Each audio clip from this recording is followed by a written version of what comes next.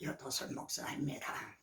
하나님은 자기 백성을 사랑하시나니 모든 성도가 그 수중에 있으며 주의 발 아래 앉아서 말씀을 받는도다. 하나님 아버지, 지금 우리는 하나님 앞에 말씀 앞에 있습니다. 말씀하여 주소서. 우리 모두에게 죄와 계시의 영을 주셔서 잘 증언하고 또 잘 알아듣게 하옵소서. 주 예수 그리스도 이름으로 기도합니다. 아멘. 저는 지난 시간 모세의 소명과 사명, 그리고 어제는 아론의 소명과 사명이 무엇인가, 이 점을 함께 생각해 봤습니다. 지금 우리는 나의 소명, 나의 사명이라는 주제를 다루고 있습니다. 성경에 등장하는 모든 사람들은 무엇을 위해서 성경에 이렇게 등장을 했는가? 주님은 이 성경이 내게 대하여 증언하는 것이라 이렇게 말씀합니다. 그렇다면은 성경에 등장하는 모든 인물들은요, 직접적이든 간접적이든 혹은 암시적이든 예수 그리스도를 증언하는 데 쓰임을 받고 있다는 겁니다. 먼저 모세는 말이죠, 무엇을 위해서 세움을 받았는가? 여러분, 모세에 대해서는 너무나 잘 아십니다. 참 그가 물에서 건짐을 받아 모세라는 이름을 갖게 되고요, 바로의 궁중에서 40년, 그리고 신의 광야에서 40년, 그때 모세하고 하나님의 부르심을 받게 되죠. 내가 여기 있나이다. 지오 아이엔 모자의 결이, 저는 참 그 말씀을 사모하고 좋아합니다. 제가 여기 있나이다. 그러지 못한 사람이 있었죠. 그가 아담 하와입니다. 아담아, 내가 어디 있느냐 할 때 제가 여기 있나이다 한 것이 아니라 두려워 숨었나이다. 우리 그리스도인들은요, 특히 저와 같은 목회자들은 항상 내가 여기 있나이다 말씀하여 주소서. 참 우리가 출석을 부를 때도요, 여도선 그러면 네 그러죠. 이게 우리가 쉬었어 제가 여기 있나이다. 하나님께서는 내가 너를 바로에게 보내서 내 백성 이스라엘을 애굽에서 인도하여 내리라 하셨죠. 그때 모세는 내가 누구이기에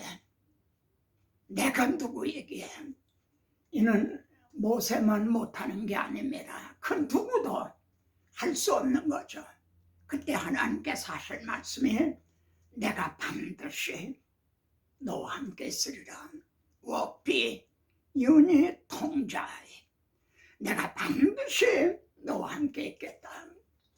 성경에 등장하는 모든 인물들의 능력이라든가 그들의 그걸 사명을 감당할 수 있었던 것은 자신에게 무슨 능력이 있어서가 아니었습니다. 하나님께서 내가 반드시 너와 함께 있으리라. 그래서 모세 하나님이 되셨죠. 그래서 이스라엘 백성들을 애굽에서 인도해 낼 수가 있었습니다. 훗날 모세가 죽은 후에 하나님은 여호수아에게 내가 모세와 함께 있었던 것 같이 너와 함께 있으리라. 그래서 여호수아의 하나님이 되셨죠.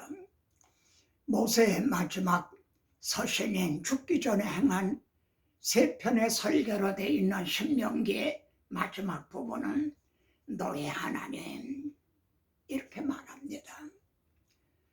자신과 함께 하셨던 하나님, 자신은 구속사의 무대에서 떠나지만 하나님도 함께 떠나시는 게 아니라 이제 너희 하나님이시다.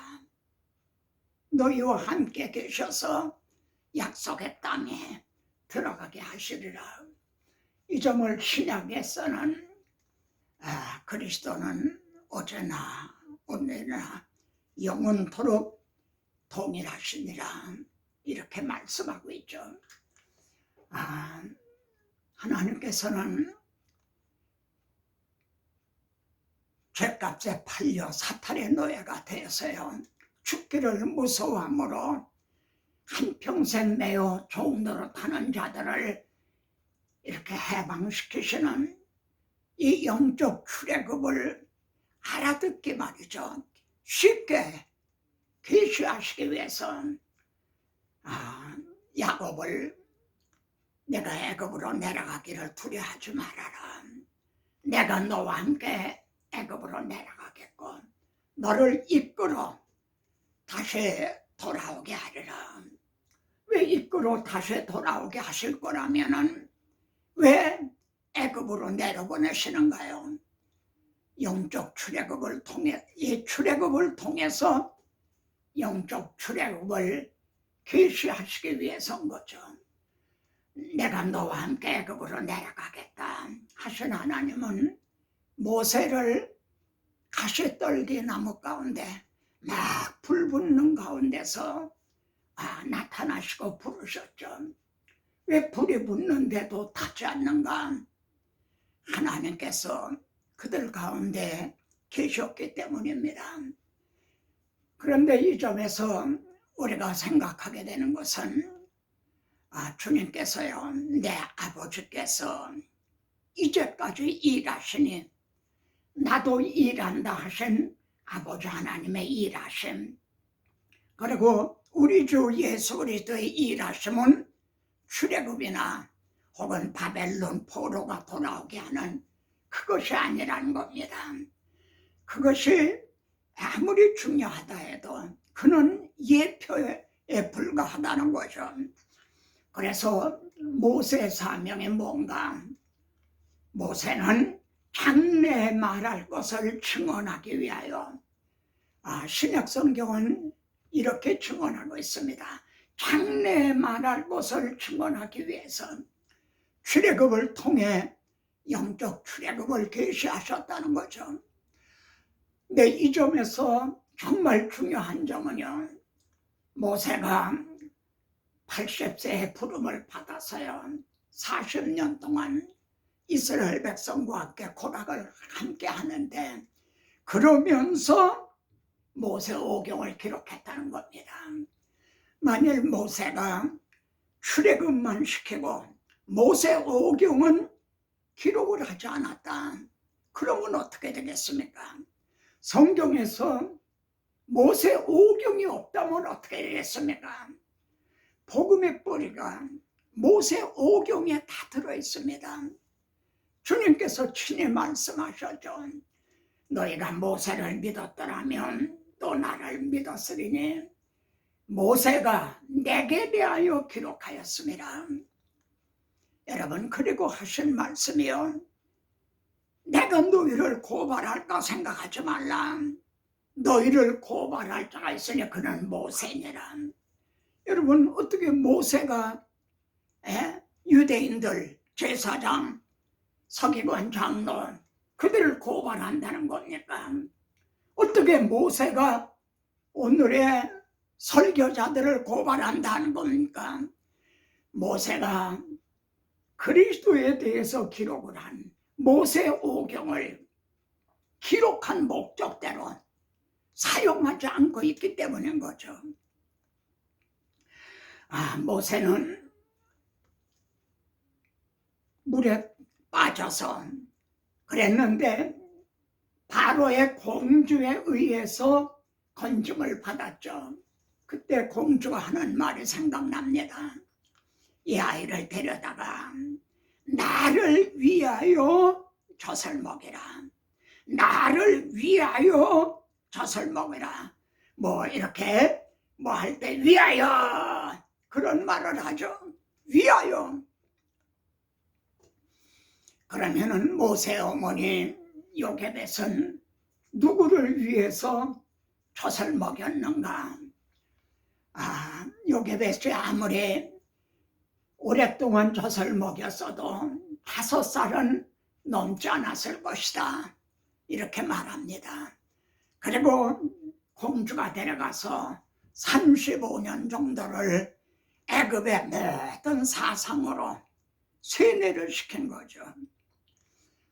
그런데 성경이 얼마나 예민한 걸 보십시오. 시험 볼 날이 온 거예요. 애굽 사람이 이스라엘 사람을 막 치는 겁니다. 그 중간에 모세가 서 있는 거죠. 모세는 어떻게 반응할 것인가? 3가지를 생각할 수 있습니다. 하나는 애굽 사람 편에 서는 거죠. 또 하나는 나하고는 상관없다, 그냥 지내치는 거지. 3번째는 이스라엘의 편에 서는 거죠. 그런데 성경은 말이죠, 모세는 바로의 공주라 칭함을 거절하고 하나님의 백성과 함께 고난받기를 애굽의 모든 부귀영화보다 귀한 것으로 여겼다, 이렇게 말씀합니다. 그러니까 요게벳은 누구를 위해서 젖을 먹였는가? 여기 더욱 놀라운 말씀이 나옵니다. 그리스도를 위하여 받는 능력을 애굽의 모든 보화보다 더 귀하게 여겼다고 말씀하고 있다는 점입니다. 아니, 어떻게 모세가 받은 고난이 그리스도를 위하여 받은 고난이 되는가요? 여러분, 신구약의 모든 성도들은요, 오직 예수 그리스도를 통해서 구원을 얻은 거지, 천하인간에 구원 얻을 다른 이름을 주신 일이 없습니다. 구약의 성도들은 언약에 의해서 앞으로 오실 메시아 그리스도를 바라보고 믿고 그래 구원을 얻은 거죠. 신약의 성도들은 이미 오신 예수 그리스도를 믿고 그리고 다시 오실 주님을 기다리고 있다는 그 차이뿐입니다. 모세가 기록한 말씀 중에서 몇 가지만 우리가 좀 상기한다면, 하나님은 모세에게, 아브라함에게 내가 지시하는 땅으로 가라 그러셨죠. 그 땅이 여자의 후손 곧 그리스도가 탄생하실 땅이었던 겁니다.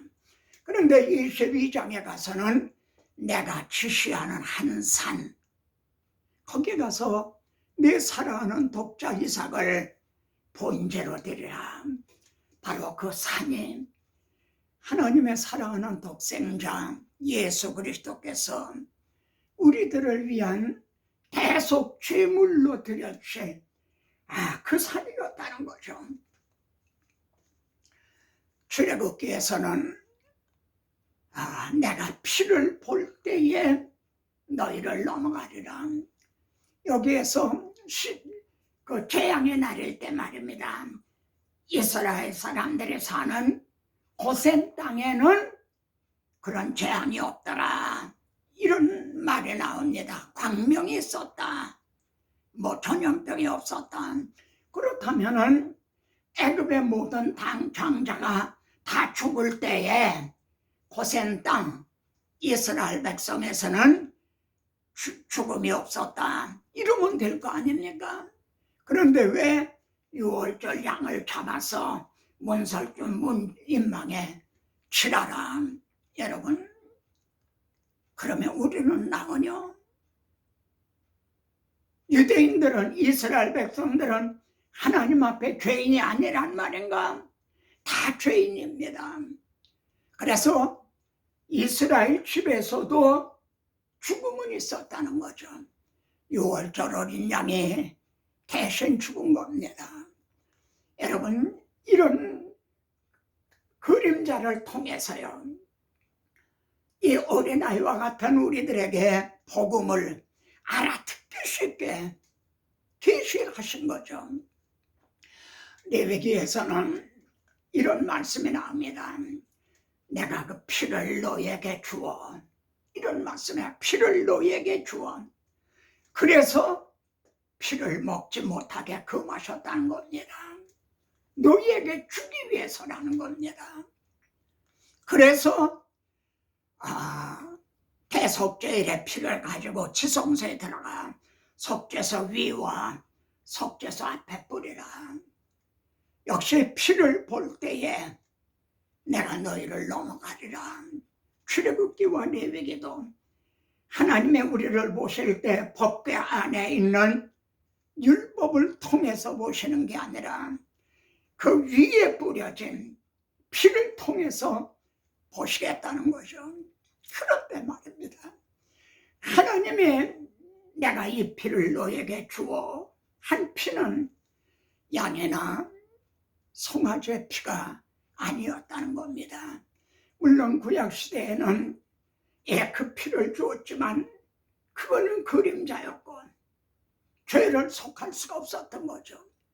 자기 아들의 피를 주시려는 레위기에서 우리들의 마음을 정말 감동시키는 그런 말씀이다. 이처럼 모세 오경이 바로 내게 대하여 주어난 것이라. 그런데 오늘날도 모세 오경을 통해 그리스도를 복음을 증언하지 않는다면 너희를 고발할 자가 있으니 바로 모세가 너희를 고발하리라 그러십니다. 저는 두 번째 어제 시간으로 아론의 소명과 사명은 무엇인가 이 점을 말씀드렸습니다. 하나님은 이스라엘 백성들을 출애굽시킬 때 모세와 아론으로, 그래서 양떼같이 인도해내셨다 이렇게 말씀했습니다. 모세는 왕적인 그런 사명, 그리고 아론은 제사장적인 사명으로, 그러면은 우리가 구원 얻은 거는 왕적인 사명으로, 주님의 왕적인 사명으로 구원을 얻었는가, 아니면 주님의 제사장적인 사명으로 구원을 얻었는가, 그건 분명합니다. 주님이 제사장이 되셔서요, 참 대제사장이 되셔서 자신을 제물로 드려주심으로 우리가 구원을 얻은 거죠. 그런데 계시록에 보면 주님이 말이죠, 그 발은 빛난 주석과 같고 그 입에서 이한 검이 나오니 이거는 제사장이 아니라 야종군 사령군과 같은 그런 모습이란 말이에요. 주님은 지금 우리들을 왕적인 하늘과 땅의 권세를 가지시고 우리들을 인도하시는 거죠. 자, 대제사장이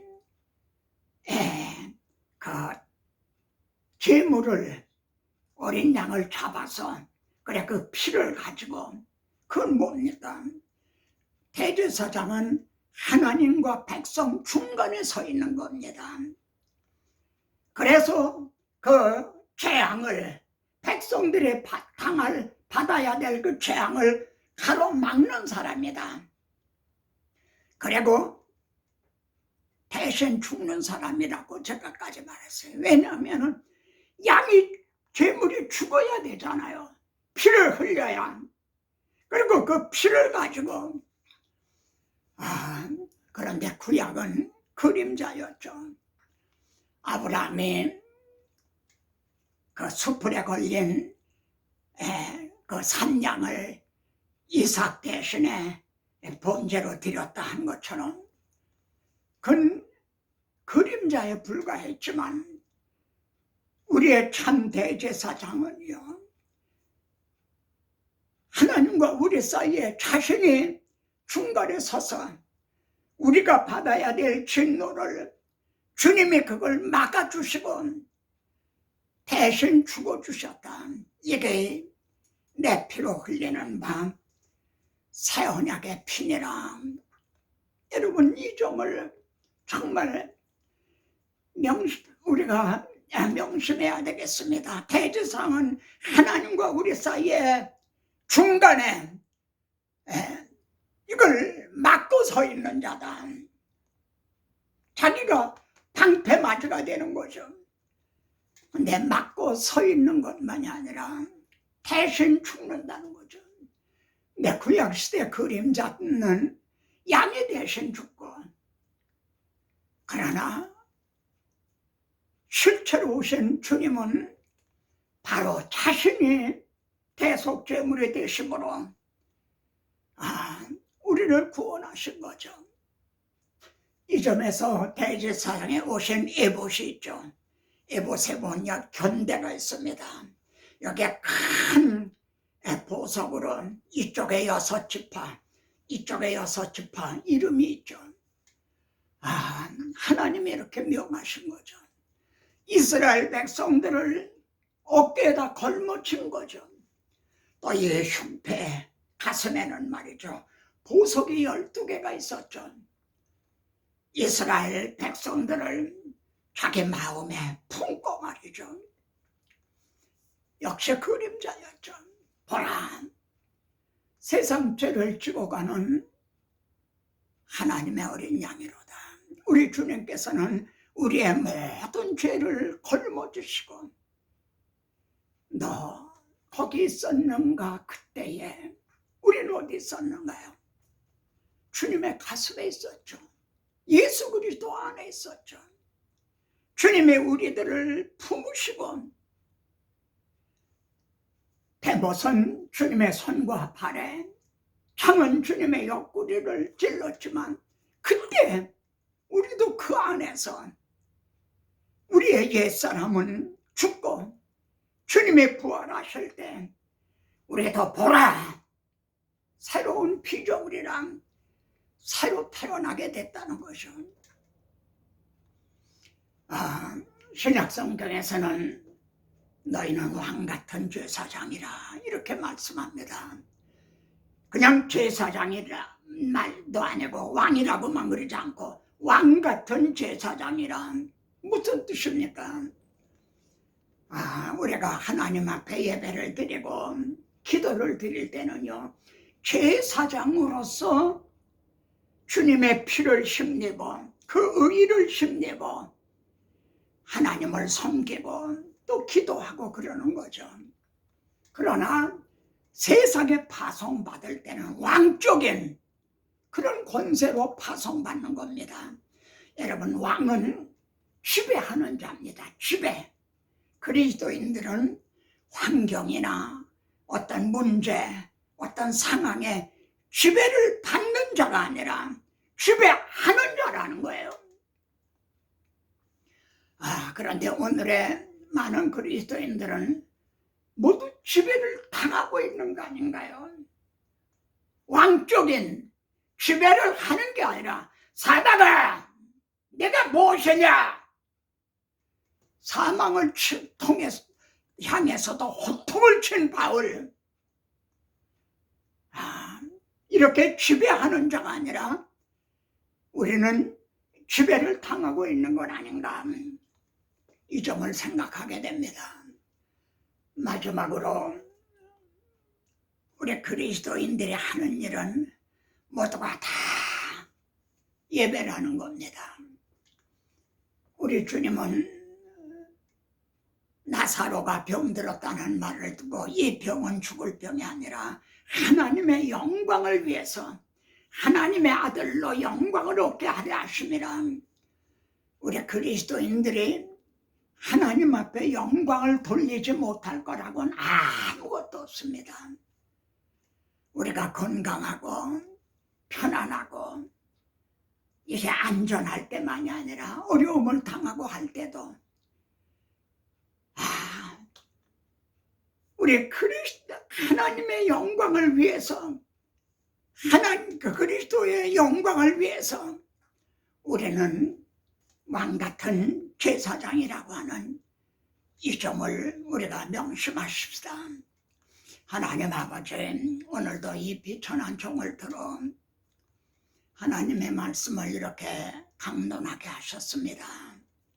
너희가 하나님의 말씀을 받을 때 사람의 말로 받지 아니하고 하나님의 말씀으로 받으면 진실로 그러하도다.